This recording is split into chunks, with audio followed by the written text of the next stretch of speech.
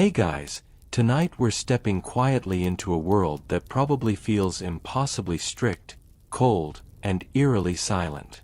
You trudge across the worn stone floor of a medieval monastery, the air smelling faintly of wood smoke, damp straw, and the persistent tang of ink from manuscripts that never seem to leave the shelves. And, well, you probably won't survive this if you imagine yourself bending to every single rule, because these monks took discipline to a level that borders on obsessive.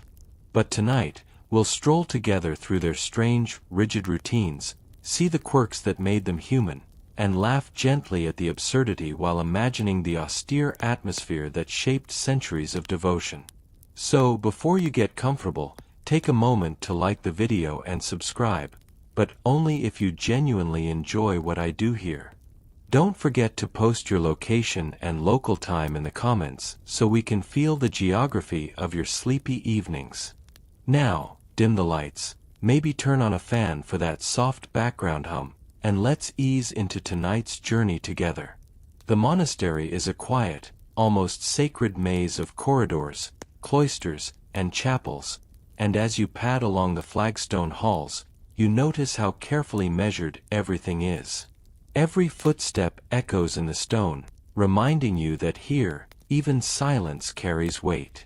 Candles flicker faintly in sconces, casting shadows that seem to sway with the rhythm of your heartbeat, and somewhere, a bell tolls, not loudly, but with deliberate precision, marking a time that isn't really yours to control.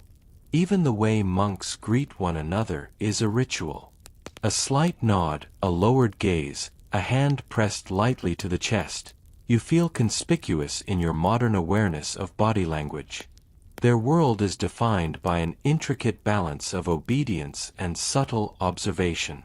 You notice that the robes, cowl hoods, and simple sandals are never quite wrinkled, never quite careless, as if every fold carries a moral statement. It's strange. You can almost feel centuries of expectation pressed into the weave of their wool and linen. Yet, amid this solemnity, there's an unexpected tenderness. One monk quietly straightens a leaning candle, another traces a careful line in a parchment with a quill, and you catch yourself admiring the meditative focus. There's a rhythm here, a deliberate cadence that hums beneath the surface, and even though you're a modern intruder in their carefully constructed order, you begin to sense why they might have believed this was the path to inner clarity. You lean against a cold wall and take a deep breath, inhaling the mixture of smoke, herbs, and ink that has infused the air for decades. It's grounding, almost hypnotic, and you realize that this first evening isn't just about rules and punishment, it's about immersion. You are learning, slowly, that every rule is a thread in a much larger tapestry of ritual, devotion, and yes, human eccentricity. Historians still argue whether such discipline truly improved spiritual life or simply created an elaborate theater of control. But tonight, it's your theater, and you are both audience and reluctant actor. By the time your eyes adjust to the dim candlelight, you start noticing the faint signs of individuality peeking through, a slightly crooked quill stroke, a murmured prayer that seems improvisational, a half-hidden smile when a novice missteps. These tiny deviations from perfection hint at the humanity simmering beneath layers of rule and expectation. You can almost hear the monks' collective sighs, their subtle frustrations, and the occasional bursts of cleverness that slip past the monastery's ironclad code, as if to remind themselves, and you, that life, even in strict devotion, cannot be entirely tamed. Every corridor you pass, every door you glance into, reinforces a paradox. Order and chaos coexist in delicate balance. The stone walls feel both protective and restrictive, and you understand that monks didn't simply follow rules because they were told to. They adapted, invented subtle workarounds, and discovered small joys within austere confines. Perhaps that's why some would secretly hum tunes under their breath, or swap mischievous glances during silent meals.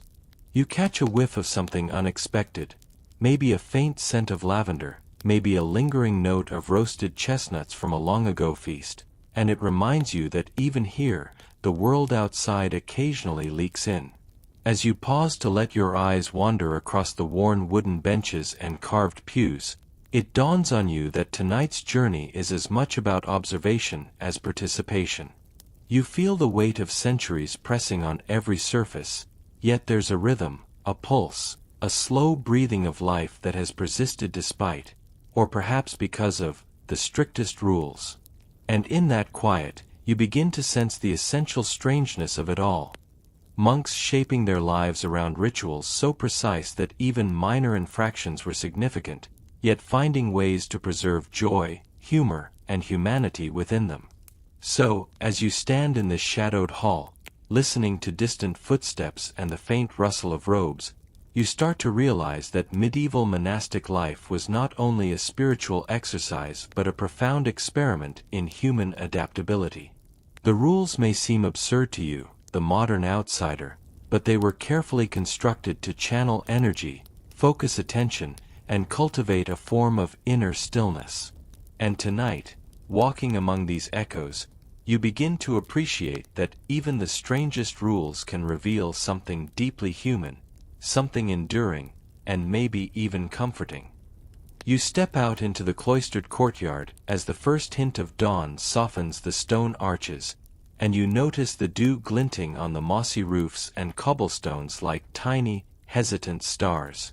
The air is cool and damp, carrying the faint scent of wet earth and the lingering smoke from the kitchen hearth. You probably won't survive if you imagine trying to move freely here. Every step seems laden with invisible expectation, and the monk's world is so meticulously structured that even the birds seem to chirp in measured intervals. But that's exactly the point of tonight's journey, to see the rhythm, the oddities, and the rules that have guided lives for centuries. So, take a deep breath, maybe stretch your shoulders, and get ready to follow along as the monks begin their morning routine, one ritual at a time.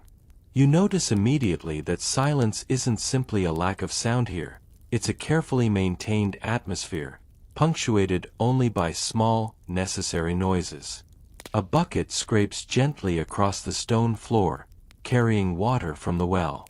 A novice coughs softly, as though apologizing for the interruption.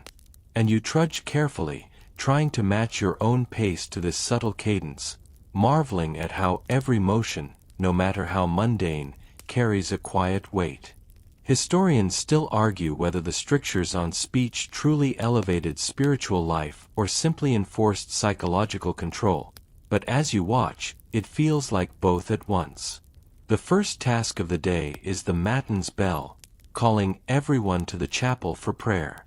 You feel the cold stone beneath your feet as you follow the procession of robed monks, their hoods drawn, hands clasped, faces calm but sharply attentive. The chant begins, low and resonant, vibrating through your chest and fingering at the edges of your consciousness, making you suddenly aware of your own heartbeat.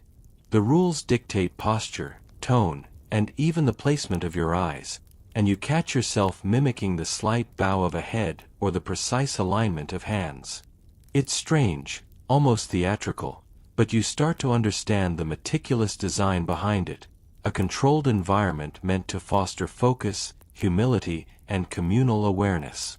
After matins, the monks move to their daily labor, and you trail quietly behind. Some sweep the stone floors with bundles of straw tied together, the soft swish of bristles marking a hypnotic rhythm. Others tend the garden, moving gingerly around delicate herbs like lavender and rosemary, each gesture deliberate, almost reverent. You notice the improvisation in the smallest actions. A novice finds a clever way to tie a bundle of straw. A monk uses a simple wooden clamp to secure a loose board. These small innovations don't break the rules, they enhance them, showing that even within rigid structures, human ingenuity finds its place. Breakfast is modest but ritualized. You observe the monks washing their hands, the water poured from a shared vessel, each movement precise and almost meditative. Bread, cheese, and a small cup of thin ale are consumed with silent gratitude, the act of eating treated as a sacred exercise. You glance around and see the subtle hierarchy. Older monks quietly guide younger novices, offering silent correction when posture or hand position is slightly off. And yet, despite the strictness, there's a warmth here, a sense of shared experience that is almost familial, grounded in repetition and attentiveness. Historians still argue whether these communal rituals created true bonds or merely reinforced obedience, but you notice the faint smiles that appear when a small mishap occurs, and it suggests both. You wander through the scriptorium afterward, eyes tracing the meticulous lettering and marginalia on illuminated manuscripts. The quills scratch delicately, ink wells glinting in the filtered sunlight, and you marvel at the patience required for each stroke. One monk adds tiny, whimsical drawings in the margins, a fox peeking out, a tiny dragon curling around a letter, reminding you that even in the strictest environment, play and creativity can slip through the cracks. You feel a shiver of recognition. Rules do not entirely suppress imagination, they channel it into specific, often beautiful forms.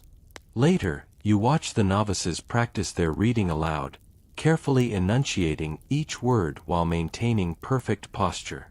The chanting resonates with the architectural acoustics of the stone halls, bouncing softly and creating layers of sound that almost seem to envelop you. You catch yourself leaning in, entranced, thinking about how even a simple task like reciting psalms becomes a test of endurance, focus, and subtle performance. And when a mistake is made, the correction is gentle yet pointed, a blend of discipline and instruction that seems almost nurturing despite its rigidity. As the morning drifts into midday, you notice the monks' meals and chores are punctuated with small acts of devotion, lighting candles, wiping tables, tending animals. Even the smallest movement has significance, a micro-ritual reinforcing the larger framework of their lives. The rules aren't just arbitrary, they create a lattice that structures time, attention, and even emotion. You feel the strange comfort in this, imagining how a day here must feel both infinite and constrained, a careful balancing act between freedom and submission. By mid-afternoon, the scriptorium is quiet again, and you find yourself wandering along the cloister, observing the interplay of sunlight and shadow on carved stone, the faint scent of ink and herb mixing in the air. You pause to note a monk quietly humming a tune while folding laundry, or another carefully arranging books on a shelf. These small deviations, almost invisible, hint at a human presence that cannot be entirely contained by rules. You begin to sense the paradox. Strict discipline encourages not only obedience but a subtle, creative survival of personality. You finish the day with vespers, the evening prayers, and notice how the rhythm of sound and silence has shifted from morning's high alert to a calmer, almost reflective cadence. Candles flicker more freely now, shadows stretch longer, and the air feels softer, weighted with the accumulated labor and devotion of the day. You realize that while the rules are many, the monks' lives are also deeply human, threaded with subtle joys, mischief, and creativity hidden beneath layers of expectation. Historians still argue whether these structures were spiritually necessary or socially controlling, but standing here, you understand that it doesn't really matter. The monks made it work, and their world is both alien and comforting in its strange precision. You trudge down the narrow cloister path, your feet crunching on gravel, and notice how the monastery gardens have been meticulously ordered, each herb, flower, and vegetable planted with deliberate symmetry. The lavender sways gently in the breeze, rosemary needles glint in the light, and small marigolds line the edges like golden punctuation. You probably won't survive imagining how precise every step of planting must have been, because in this world, nothing is random, not even a sprig of thyme.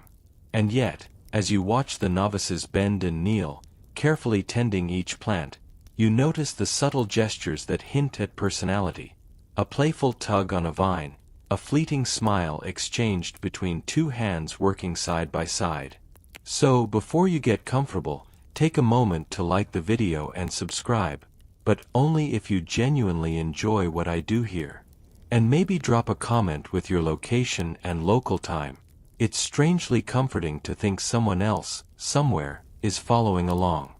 Now, dim the lights, maybe turn on a fan for that soft background hum, and let's ease into tonight's journey together. The garden is not just a source of food or medicine, it's a living classroom for patience, observation, and ritualized care. You crouch beside a wooden trough filled with fresh water and see how the novices wash their hands and tools before tending the plants, the water glinting like liquid silver in the morning sun. A small spill on the stones is met with immediate correction, not chastisement, but a silent lesson. Every detail matters. Historians still argue whether such minute care in monastic gardens truly improved health or was simply an exercise in obedience. Yet standing here, it feels both practical and spiritual. As you wander past the herb beds, you see the preparation for the next stage of the day: copying manuscripts. You step into the scriptorium and notice how light falls evenly across the wooden desks, illuminating inkpots, quills, and small scraps of parchment. Each monk works in near silence, yet the room hums with energy. The soft scratch of quills, the faint shifting of paper, the occasional whisper when a page is passed. You trudge along the aisle, trying not to disrupt the flow, and realize how this environment trains the body as much as the mind. Posture, breath, and patience are all carefully regulated. Even the simplest slip, a blot of ink, carries significance, a minor disruption in a world where order governs nearly everything. You lean closer to observe one monk adding tiny marginalia to a page. A rabbit peeks from behind a letter, a whimsical flourish in a dense sea of script. The details are so precise that it's almost hypnotic, a combination of discipline and creativity that feels like a secret rebellion allowed by the rigid rules. You notice that even mistakes are embraced subtly. A blot becomes a playful doodle, a smudge morphs into a decorative flourish. The monk's environment is strict, yes, but it's also surprisingly forgiving for small bursts of imagination. Midday arrives with a faint toll of the bells, signaling the next communal activity: the kitchen. You follow the sound of chopping and stirring, inhaling the mixture of baked bread, herbs, and simmering broth. Here, the rules take a practical turn. Every motion in the kitchen is choreographed for efficiency and hygiene.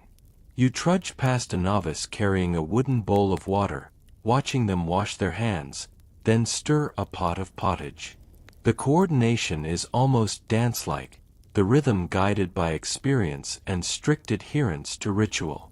Historians still argue whether these routines limited the spread of disease or simply reinforced hierarchy, but you can't help noticing the calm efficiency that pervades the space. You pause near the fireplace, watching a cook carefully adjust a small brazier under a cauldron to maintain even heat. Tiny sparks dance briefly in the air, casting flecks of gold across the stone floor. The scent of rosemary and thyme mingles with the bread, a subtle reminder of the garden's earlier influence. You can almost feel the invisible network of rules threading through the kitchen. How food is handled, who speaks when, and even the angle at which a ladle is held. It's mesmerizing, like observing a living, breathing algorithm in motion. Later, you observe the monks in the infirmary, a quiet sanctuary of small ministrations and careful attentions. Bandages are folded with care, poultices applied with gentle precision, and water is used sparingly for cleaning wounds. You notice the rhythm in every motion, a steady hand, a soft murmur of guidance, a nod of reassurance. The air smells faintly of vinegar, herbs, and the faint human presence of labor, and you realize that even in matters of sickness, the rules serve to protect and guide, creating a calm order against the chaos of disease. In the afternoon, you follow a monk who tends the library. The scent of aged parchment mingles with beeswax from candle stubs, and you see the meticulous sorting and handling of fragile texts. Even the smallest book is treated with reverence, as though touching it incorrectly might disturb not just the words but the accumulated wisdom of centuries. You trace the outlines of gold leaf illuminations, noticing the care in each stroke and the deliberate layering of color. It's a silent, visual testament to how rules shaped not only action but the aesthetic sense of these communities. You wander again into the cloister, where the open air and sunlight contrast with the enclosed scriptorium. Here, novices walk in measured steps, their hoods drawn, hands folded, eyes lowered. You notice the subtle hierarchy in movement. Older monks guide the younger ones, gestures small but precise. Even in leisure or casual motion, the rules persist, embedding discipline into every moment of life.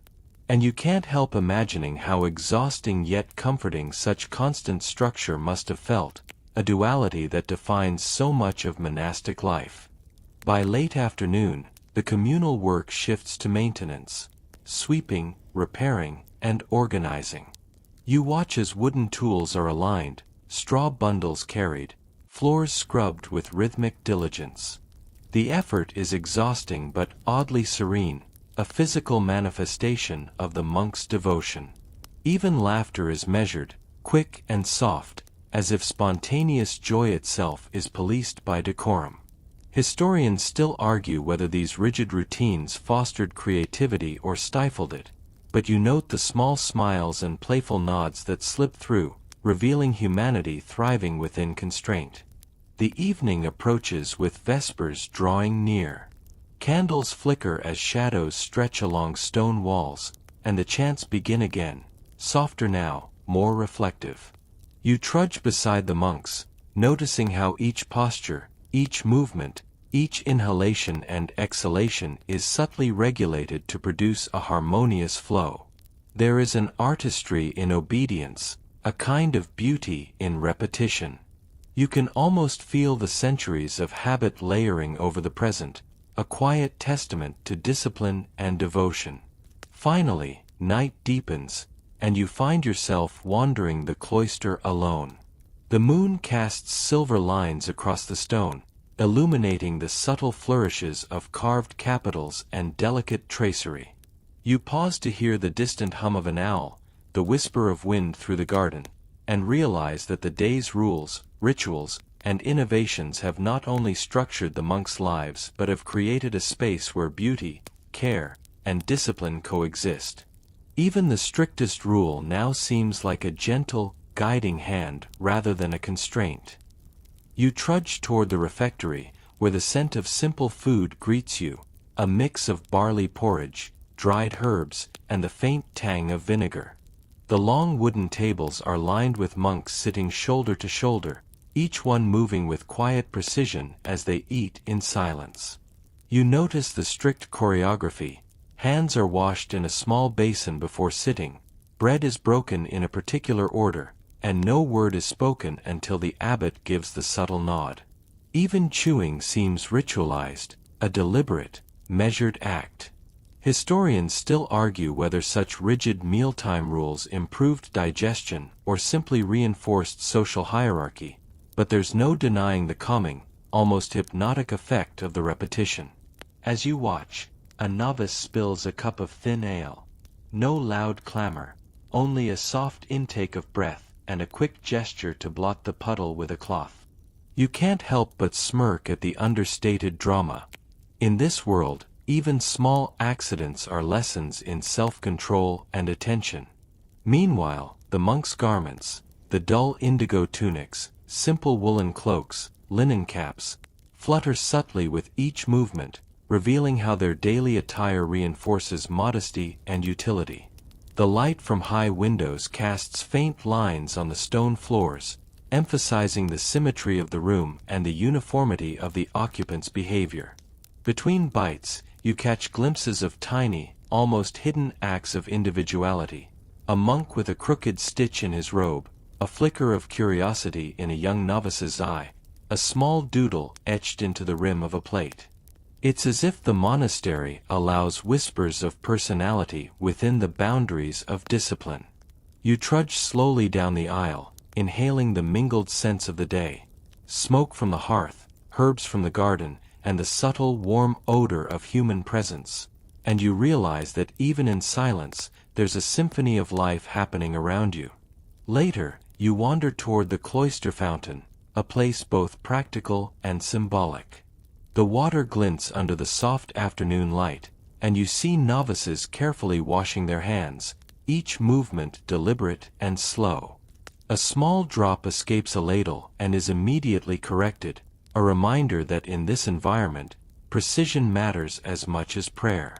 Historians still argue whether such obsessive attention to cleanliness truly protected against disease or was more about reinforcing control, yet standing here, it feels like both. The ritual transforms an ordinary act into a meditation, a way of aligning body, mind, and spirit with the rhythm of monastic life. You linger to watch the interplay of utility and ritual. Water poured over hands, a small scrub of a stone basin, a whispered blessing before the bucket is returned. Every action, while functional, carries an aesthetic grace, a choreography that converts necessity into mindfulness. You notice the faint gleam of water droplets on fingers and the soft ripple of the fountain's surface, almost hypnotic in its repetition. In this microcosm of life, even hygiene becomes an art, a dance of careful attention and devotion, subtly echoing the larger order that governs every corner of the monastery. The quiet extends into the library, where you notice a monk carefully cataloging a scroll. The air is thick with the scent of parchment and beeswax, the faint tang of ink, and a whisper of the human touch that has handled these materials for centuries. You observe the gentle, deliberate care, unrolling a scroll, smoothing a crease, noting a marginal correction. Each movement is slow, measured, and meaningful, demonstrating the monastery's philosophy that every gesture can be an expression of devotion, even outside prayer. Moving back through the gardens, you see the novices drawing water from the well. You trudge beside them, noticing how carefully each bucket is lifted, each rope handled, each drop of water cherished. The act is mundane, yet it feels ceremonious, almost sacred. Herbs grown nearby provide subtle fragrance, masking the faint tang of earth and stone. Historians still argue whether such mindfulness in mundane tasks served primarily practical or spiritual purposes, but in this moment, it feels like both, a perfect harmony of necessity and ritual. Later, you pass the infirmary, where a monk applies poultices to minor wounds. The scent of vinegar and herbs mingles with the faint human aroma of labor and care. Each motion, wrapping, pressing, smoothing, is precise, deliberate, and repeated with a patience that borders on reverence. You trudge along, feeling the rhythm, noticing how even acts of healing are governed by subtle rules that protect, teach, and maintain harmony within the community. By twilight, the sound of chanting drifts from the main chapel. You follow the echoing voices, each one melding with the others in a gentle, melodic pattern. The monks' movements are synchronized, bodies swaying with quiet purpose. You can't help but be drawn into the rhythm, sensing the centuries of habit and discipline woven into each gesture. Even the smallest novice, a shadow against the candlelight, participates with reverent care, a testament to how deeply these rules have been internalized. Finally, you trudge to the outer cloister, where shadows stretch long and the air cools. The gardens are hushed, and the scent of herbs is tinged with evening dew. A gentle wind carries the subtle chorus of distant birds and the faint, steady murmur of the fountain. You pause to breathe it in, reflecting on the seamless integration of discipline, ritual, and life. The monastery, with all its peculiar rules, has become a world in which every action, from writing to washing to walking, contains purpose, order, and a quiet elegance. You trudge quietly to the scriptorium, a room suffused with a soft glow of candlelight that dances over stacks of parchment and half-finished manuscripts. The air is thick with the scent of ink, beeswax, and old vellum, a perfume that smells of centuries and concentration. You notice the monks seated at narrow desks, quills in hand, each line of script painstakingly formed, each stroke deliberate. Their movements are slow but precise, almost ritualistic, as though the act of writing itself is a prayer. Historians still argue whether the rigid copying standards truly preserved texts better or merely enforced conformity, but you can't deny the meditative beauty of it. One monk pauses to dip his quill in ink, eyes narrowing as he concentrates. You see the faint tremor in his hand, a human imperfection against the strict geometry of the letters, and it makes you smile. Nearby, a novice struggles with a particularly tricky Latin passage, mumbling under his breath, and you can almost hear the rhythm of centuries-old frustration and triumph echoing in the air. Occasionally, a teacher passes by, gently correcting posture or script, a soft tap of a finger on the parchment, guiding without scolding. Even small motions, straightening a sheet, adjusting a cloak, carry the weight of habit and centuries of monastic discipline. The scriptorium is more than a workshop, it is a sensory universe of texture and sound. You notice the faint scratch of quill on parchment, the subtle rustle of robes, the occasional creak of wooden benches. Candles flicker and the shadows of the monks stretch long across the room, intersecting with gilded initials and marginalia. In one corner, a tiny illustration is forming, a whimsical marginal devil peeking from behind a vine, a secret indulgence within the austere environment. You can almost hear a whisper of amusement among the otherwise silent occupants, a tiny rebellion tucked into the folds of strict routine. You lean closer to observe the process of illumination, where gold leaf is carefully applied to tiny floral patterns along the page margins. The reflective glint of shell gold catches the candlelight, creating a miniature sun in the dim room. You realize that every stroke is not merely decorative but a demonstration of patience, reverence, and skill, an intertwining of artistry and devotion. The colors, indigo, russet, saffron, and teal, appear muted under the soft candlelight, yet vibrant in their meticulous arrangement. Each page becomes a microcosm of the monastery's values: order, beauty, and mindfulness. Meanwhile, the monks' schedules remain relentless. One pauses to wash his hands in a small basin, the movements slow and deliberate, almost ritualistic, before returning to his task. Others silently prepare pigments, grinding lapis lazuli into a fine powder or mixing ochres with egg tempera. You trudge past, inhaling the mixture of scents, powdered stone, oil, egg yolk, and a faint trace of human effort. There's a quiet poetry in it, a choreography of labor that mirrors the rhythm of their prayers and daily routines. You notice the interplay of secrecy and discipline. Some monks hide tiny doodles or coded notes within their work, private echoes of personality, a gentle reminder that even in this rigid life, humanity finds a way to peek through. A particularly small figure of a dragon winds its way around the border of a manuscript, playful yet subtle, almost invisible unless you know where to look. Historians still argue whether such embellishments were mere entertainment or served a deeper mnemonic or instructional purpose, but in this moment, they feel like tiny bursts of life in an otherwise ordered universe. As the evening deepens, a soft silence settles over the room, broken only by the scratching of quills and the occasional sigh.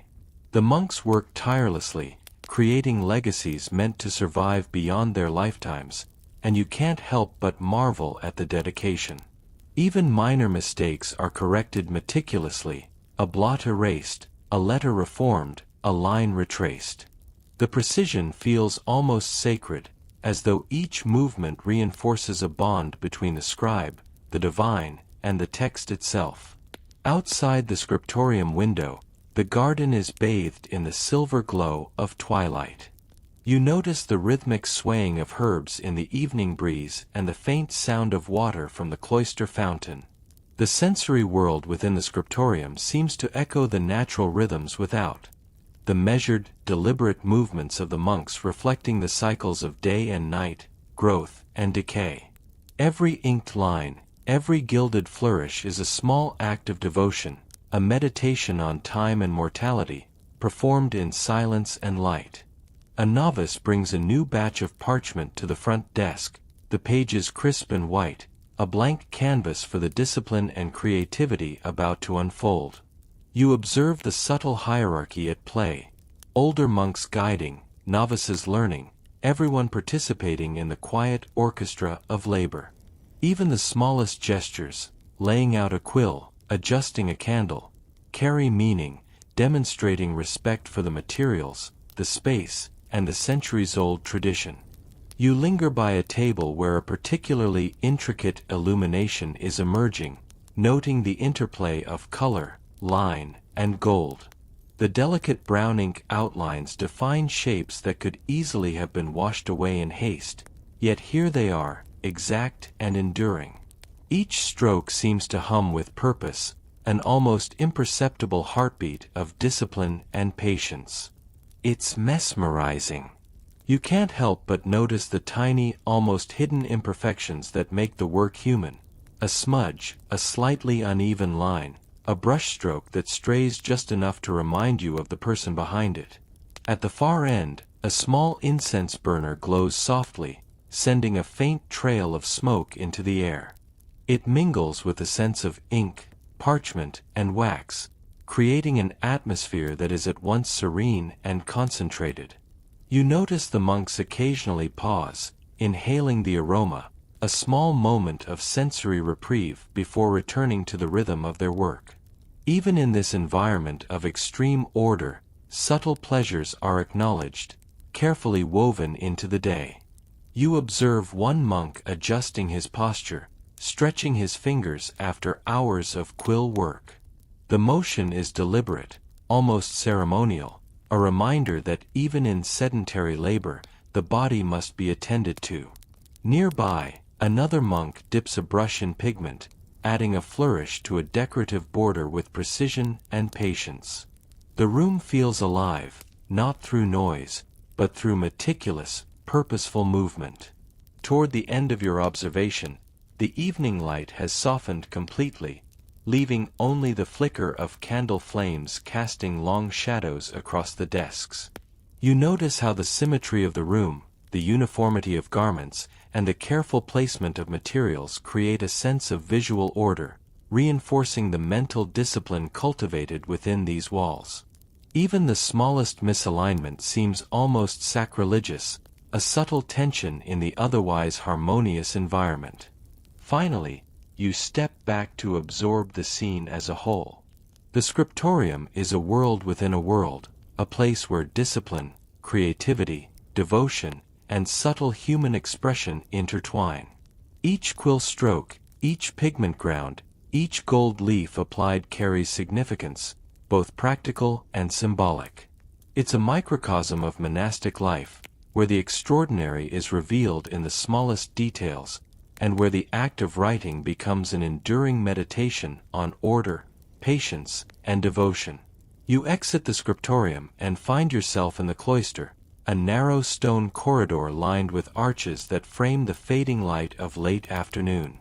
The air is cooler here, carrying the scent of damp stone, moss, and the faint fragrance of herbs from the adjacent garden.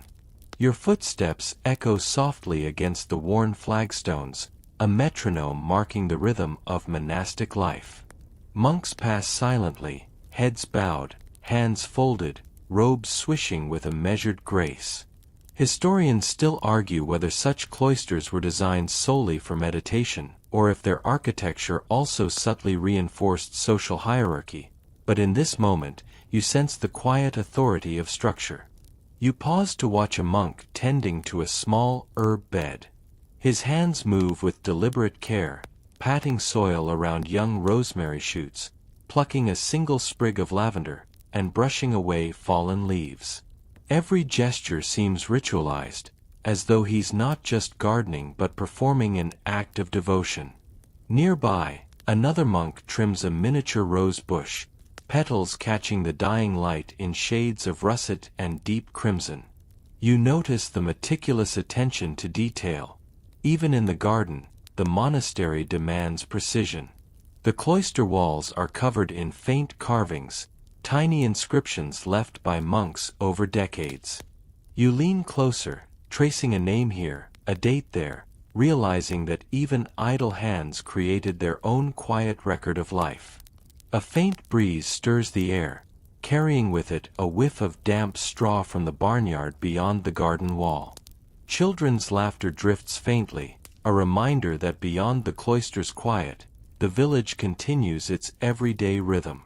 A novice passes carrying a small clay pitcher of water, careful not to spill a single drop.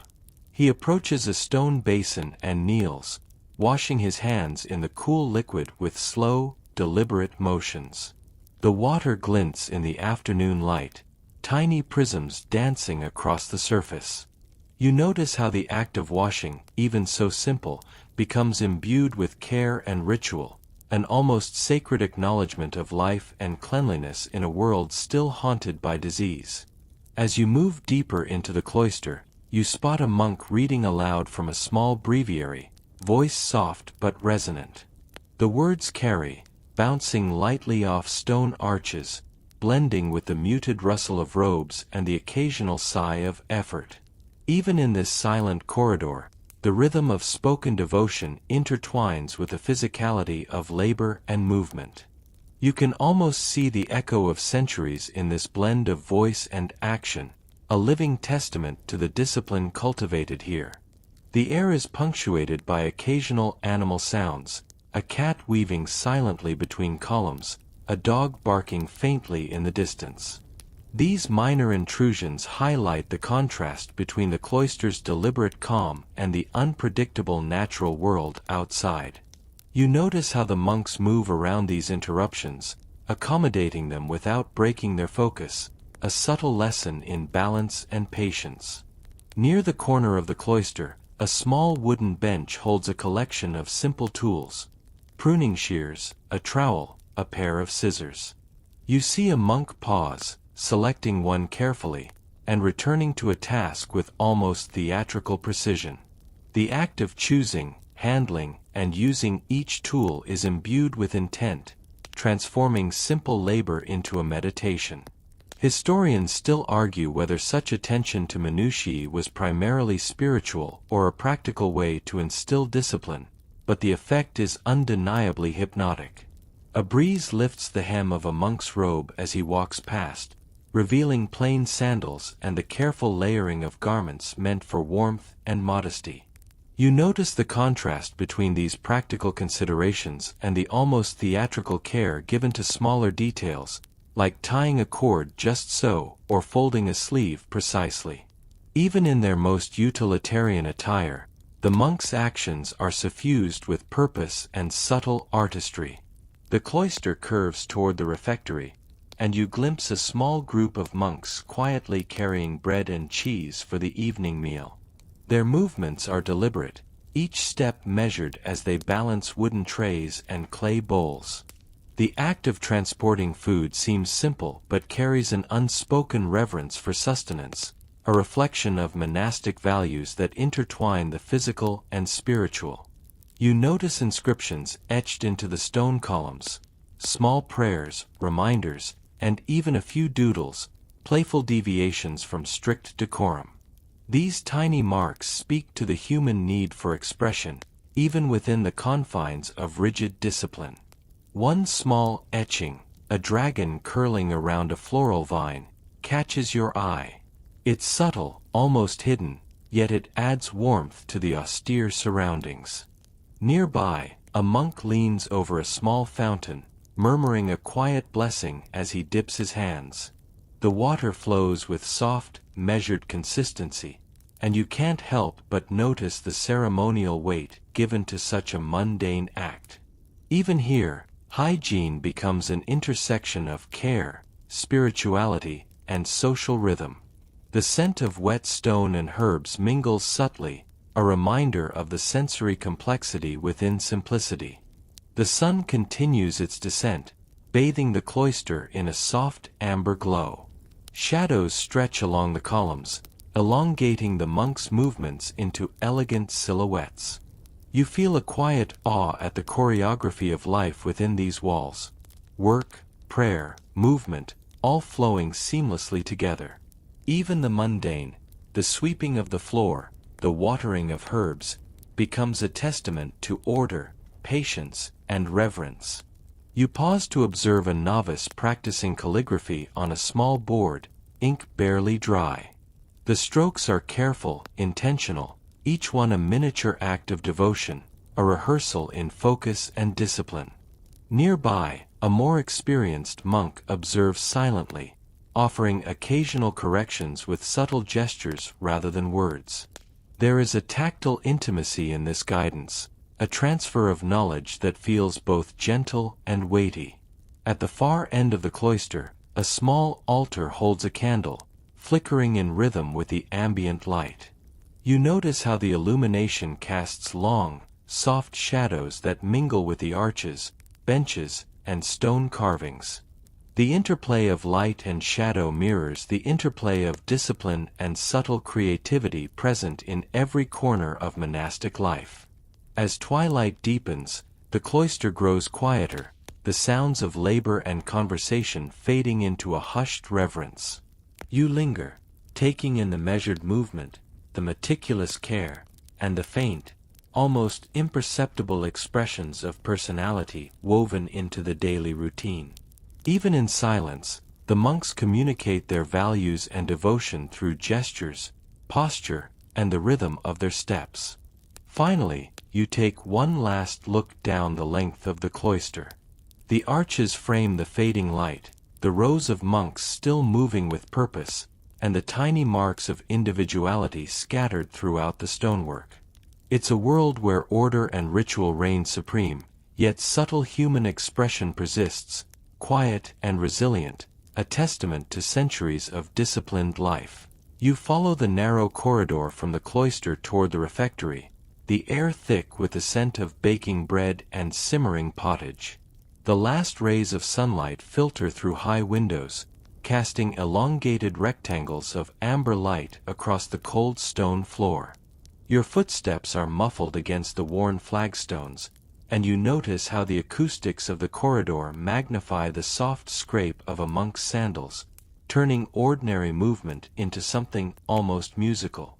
Historians still argue whether such architectural choices were intended primarily for meditation, acoustics, or simply the practical use of stone, but the effect on you is undeniable. Even silence here has a texture. You pause to watch a novice carry a wooden tray stacked with small loaves of bread, carefully balancing it as he approaches a long refectory table. The bread smells yeasty and sweet, a humble luxury in a life dominated by ritual and restraint. Another monk adjusts the placement of a small clay bowl, tilting it so the stew within catches the light. The act is subtle, almost imperceptible, but there is a careful choreography to everything: balance, movement, and attention to detail. At the center of the refectory, a larger table holds a communal pitcher of water and a set of clay cups. You see a monk pour slowly, deliberately, letting each cup catch the sunlight as the water splashes softly. The motion is hypnotic, a quiet reminder of how even the most mundane acts are elevated in this world. You lean closer and notice that each monk pauses for a brief blessing before drinking, a tiny ritual acknowledging life and sustenance. Across the room, a pair of monks lean toward one another, whispering softly while maintaining impeccable posture. Their heads tilt, lips barely moving, hands folded neatly atop the table. You detect a slight glimmer of humor in their eyes, humanity finding space within discipline. Nearby, A child novice giggles softly at a minor misstep, quickly covered with a hand pressed over his mouth. The subtle interplay between levity and order reminds you that even in strict hierarchies, life finds cracks for joy and expression. You shift your gaze to the walls, adorned with simple tapestries depicting saints and biblical scenes. The images are rich with color: deep indigo, muted russet, and flecks of gold leaf highlighting halos and ornamental details. These visual markers reinforce the spiritual atmosphere, but you notice the occasional whimsical addition, a tiny animal or a minor saint's accessory, that seems almost playful, a subtle signature from the artisan. A monk approaches the table with a small wooden knife, slicing a loaf for the meal. Each cut is precise, deliberate, the rhythm almost meditative. You notice how the simple act of dividing food becomes a study in patience and attention. The smell of freshly baked bread mingles with the earthy aroma of the stone floor and the faint herbal notes drifting from the garden, a sensory layering that feels deliberate and comforting. A novice carries a steaming pot of pottage, moving carefully so as not to spill a single drop. You watch the liquid shimmer under the fading light, the herbs floating lazily on top. Even these modest ingredients are treated with care, each spoonful prepared and served with ritual precision. You catch a brief exchange between monks, a wordless acknowledgement of shared effort, a small recognition that sustenance is both practical and sacred. The refectory air is punctuated by the occasional clink of clay cups or wooden trays. You notice how even sound is moderated: no laughter is loud, no movement abrupt. Everything is measured, as if the room itself enforces decorum. Historians still argue whether this was a conscious attempt at discipline or simply a byproduct of the materials and architecture, but the result is a serene, almost hypnotic rhythm that settles around you. You watch a monk dip a piece of bread into the stew, careful to avoid drips. The gesture, though simple, is executed with elegance. Each monk, from the youngest novice to the elder, moves with this practiced precision, as though the act of eating itself has become a meditation on balance, attention, and mindfulness. The combination of smell, texture, and ritualized movement creates an immersive, almost sacred atmosphere. Nearby, a novice wipes the edge of his bowl with a cloth, folding it neatly afterward. This small act is as meaningful as the meal itself, a demonstration of order and respect.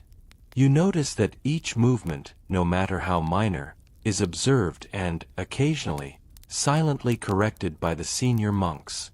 Even gestures of cleanliness are part of the educational rhythm, a lesson passed down silently, day after day. At one end of the table, a monk reads aloud from a small book of prayers while others listen, eyes lowered but attentive. The voice is soft but carries, intertwining with the ambient sounds of the refectory. The cadence of the reading seems to shape the room, setting a tempo that governs both motion and thought, an audible companion to the visual and tactile rituals. You spot a small corner where leftover herbs and crumbs are swept carefully into a wicker basket. This attention to waste, to order, is part of the monastic ethic. Nothing is trivial, everything is an opportunity for mindfulness. Even the mundane act of tidying becomes a lesson in discipline, a subtle moral exercise embedded in daily life. The sunlight fades completely, leaving only the soft flicker of candles along the walls. Shadows stretch and merge, creating a quiet, golden cocoon around the table. You feel the weight of hours compressed into each gesture: pouring, cutting, blessing, stirring. Every act, no matter how small, is imbued with intention, a continuous thread connecting labor, devotion, and survival. You notice the minor rituals interspersed with a meal: a nod of thanks when food is passed, a silent glance between companions, the gentle fold of hands over the chest. These are subtle markers of community, reminders that even in a life of isolation and discipline, human connection persists. Finally, the meal winds down. Bowls and trays are carefully gathered, washed, and returned to their places. The room exudes a quiet satisfaction, a blend of fullness, order, and ritualistic completion. You take a deep breath, inhaling the combined scents of herbs, bread, and warm stone, feeling a gentle contentment. Even in simplicity, there is richness, a testament to centuries of practice, care, and deliberate living. You step out of the refectory into the courtyard, where the evening air carries the coolness of approaching night and the faint aroma of damp earth. The cobblestones glisten from earlier rain, and the low hum of cicadas mingles with the distant crowing of a rooster settling in for the night. Your feet, clad in simple leather sandals, make muted impressions on the worn stone, each step a reminder that the monastic world continues even beyond the walls. Historians still argue whether courtyards were designed purely for practical movement or to cultivate moments of reflection, but to you, this one feels like both. A novice scrubs a wooden bucket, the motions precise, almost ritualistic. Soap bubbles cling to the rough wood, catching the last rays of sunlight in tiny rainbows. Water is a precious commodity here. The monks use it sparingly, carefully, and even the smallest splashes are a cause for mindfulness. You notice the rhythmic back and forth of the scrub brush, a quiet meditation punctuated by the occasional whisper of a supervising elder. The practice might seem trivial, yet it embodies centuries of disciplined observation and practical necessity. Along the edge of the courtyard, a small herb garden thrives. Rosemary, lavender, and mint are carefully tended in neat rows. A monk crouches to pinch off dead leaves, scattering them into a wicker basket. You catch a hint of the scent as you pass. The aroma mingles with the stone-cold evening air, creating a sensory bridge between labor and ritual. Herbs are not merely decorative here, they serve practical purposes: medicinal remedies, flavoring meals, even pest deterrents. There's a kind of poetry in seeing something so fragrant and functional coexisting in harmony. Nearby, another monk carries a clay jug to the well. You watch him dip it with careful precision, muttering a silent prayer under his breath before lifting the water. The weight of the liquid, the cool touch against his hands, and the quiet acknowledgement of scarcity all blend into a moment that feels almost sacred. Every drop is measured, none is wasted. In this way, you realize that survival, ritual, and spirituality are intricately intertwined. At the far end of the courtyard, a pair of novices whisper to each other while folding a linen cloth over a wooden railing. Their laughter is muffled, barely escaping into the courtyard's cool shadows, yet it punctuates the otherwise measured atmosphere with life. Even here, within the rigid boundaries of monastic rules, small human moments flourish. You note how secrecy, discretion, and play intertwine, echoing centuries-old patterns that likely puzzled the stricter monks. The stone fountain at the center gurgles softly, water cascading over carved faces of angels. You linger, watching how the monk's reflection in the rippling water distorts and shifts with each movement. There's a subtle, almost hypnotic rhythm, dipping, lifting, stepping back, kneeling briefly in contemplation. These gestures are as much about inner reflection as outer cleanliness. You can almost feel centuries of repeated motion embedding themselves into the stones, each drop of water carrying a story of devotion and discipline. A senior monk approaches a small brazier, adjusting the flame to warm a tub for evening ablutions. Straw and herbs line the inside, creating a makeshift bath that balances efficiency with care. You notice the precise layering of materials, a technique that seems mundane yet is refined through decades of practice. Even in scarcity, there is attention to comfort and ritual. the act of washing is transformed into a microcosm of monastic order. Across the courtyard, a novice kneels to sweep fallen leaves into a clay pot, the motion repetitive yet meditative. Dust swirls gently with each sweep, mingling with the earthy scents of the courtyard. These small tasks, though silent and often unnoticed, reinforce the rhythm of life here, a continuous cycle of labor, reflection, and preparation for the day's spiritual duties. Historians still argue whether such chores were primarily spiritual exercises or practical necessities, but in your observation, they are undeniably both. In a shaded corner, you glimpse a monk quietly sharpening a wooden spoon. The subtle scrape of wood against stone punctuates the evening hush. Each tool, each implement, is meticulously cared for, demonstrating the intertwining of utility and mindfulness. Even the simplest objects are treated with reverence, a philosophy that permeates the monastic way of life. A faint bell tolls from the distant church tower, signaling the approach of evening prayers. Monks pause mid-task, glancing toward the sound with the practiced calm of habituated obedience. The bell's resonance mixes with the ambient courtyard sounds, gurgling water, soft rustle of leaves, muted footsteps, to create a layered symphony of twilight labor. You sense that time here is both measured and elastic, dictated by rhythm more than clock. A solitary candle flickers in a nearby alcove where a monk sits cross-legged, meditating silently.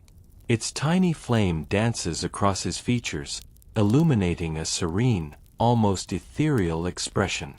You notice the contrast between the intensity of focus and the gentle chaos of the courtyard around him.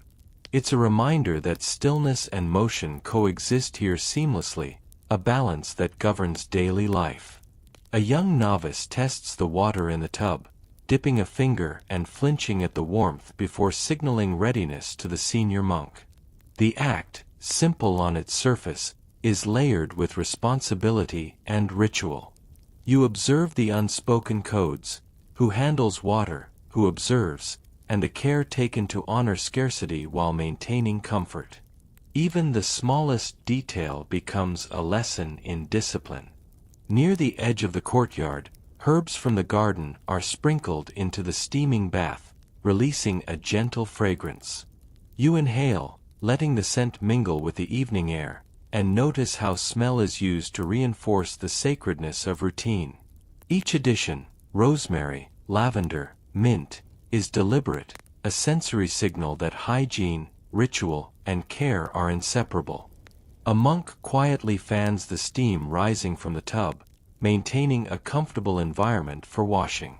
The movement is subtle, barely perceptible, yet essential to the effectiveness of the ritual. You note the precision in every action: heating water, adding herbs, arranging straw, all orchestrated in a rhythm that maximizes efficiency while honoring spiritual principles.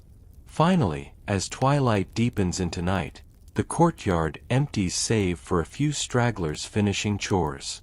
The ambient sounds soften, leaving only the whisper of leaves, distant fountain, and the occasional shuffle of sandals. You breathe deeply, absorbing the layered aromas of wet stone, herbs, and warm wood, realizing that in this carefully managed space, even a mundane evening carries profound significance. The interplay of labor, ritual, and sensory attention creates a subtle but powerful sense of order and peace. You follow the last of the courtyard's light into the narrow corridor that leads toward the monk's sleeping quarters, the stone floor cool beneath your bare feet. Shadows stretch long along the walls, flickering in the glow of wall-mounted candles, their flames quivering as if hesitant to illuminate the quiet corridors. The air carries a mix of dampness from the evening and the faint, lingering scent of herbs used in the day's ablutions. You pause for a moment, inhaling deeply, letting the aromas mingle: rosemary from the garden, lavender from the evening baths, and the subtle tang of worn stone. Historians still argue whether these scent choices were primarily medicinal or deeply symbolic, Yet for you, the fragrance seems to mark the transition from labor to rest. A novice hurries past, carrying a wicker basket filled with folded linens. The cloths are still warm from the day's laundering, and the movement of the basket creates a soft rustle against the quiet stone walls. You notice how every step in the monastery has a purpose, from sweeping the corridors to arranging candles, creating a seamless choreography of life in service and discipline. There's a rhythm here that outsiders rarely perceive, a subtle cadence of efficiency and reverence intertwined. Ahead, a small alcove serves as a wash station for hands before the night meal. A single basin of water rests atop a wooden stand, herbs floating in its surface to cleanse and scent simultaneously. You watch as a monk lifts water carefully, washing hands with deliberate precision, each motion measured. Even these small, seemingly mundane acts are steeped in ritual, blending utility with spiritual awareness. Every gesture, every careful movement, feels like an echo of centuries of habit, repeated and refined over generations. Passing through a doorway, you see a low chamber where two monks are quietly mending clothing by candlelight. Their faces are illuminated with warm hues of saffron and russet, and their fingers move nimbly through needle and thread. The hum of soft conversation blends with the scratching of needles, a sound that seems to echo in the cool stone, creating a backdrop of quiet domesticity. Here, even repair work is a form of devotion, a reflection of care for both self and community. A young monk sets a small brazier near the edge of the room, adding a few twigs to maintain warmth. The flickering flames cast dancing shadows across the walls, and the subtle scent of burning wood mingles with the medicinal aroma of herbs. You notice how heat, light, and scent are carefully calibrated, each element reinforcing comfort without indulgence. Monastic life, even at its simplest, is a delicate balance between austerity and human necessity. In another corner, a novice carefully arranges small clay vessels filled with scented vinegar and herb mixtures, designed to purify the air. You pause, intrigued by the meticulous attention to detail, each vessel positioned at precise intervals to maximize effect. The practice reflects the medieval understanding of disease and cleanliness, blending superstition, observation, and ingenuity into tangible action. It's strange to witness such care applied to something that modern sensibilities might dismiss as quaint, yet it carries weight and significance here. The corridor opens into the dormitory. Rows of straw mattresses are aligned neatly against the stone walls, each marked with simple linens and personal possessions. A monk lays out a small cloth, smoothing it carefully before climbing onto his bed, the action deliberate and ritualized. You can feel the underlying structure. Even in rest, there is order, discipline, and mindfulness. Sleeping is not merely a biological necessity here, but an extension of daily practice. Nearby, a small window reveals the night sky, stars twinkling faintly through the lattice. You notice how light and darkness are both allies and teachers in monastic life, guiding activity and rest. Shadows fall across the chamber in measured angles, a natural rhythm that reinforces the structured pace of life within these walls. There's an elegance to this simplicity, a quiet poetry in the daily negotiation with the natural world. A monk adjusts a candle in a sconce, letting its warm light illuminate the alcove where a bowl of water rests for morning ablutions. Even the smallest tasks are infused with mindfulness, reflecting a philosophy where every action, however mundane, carries purpose and reflection. You notice how utility, ritual, and aesthetic coexist, shaping an environment that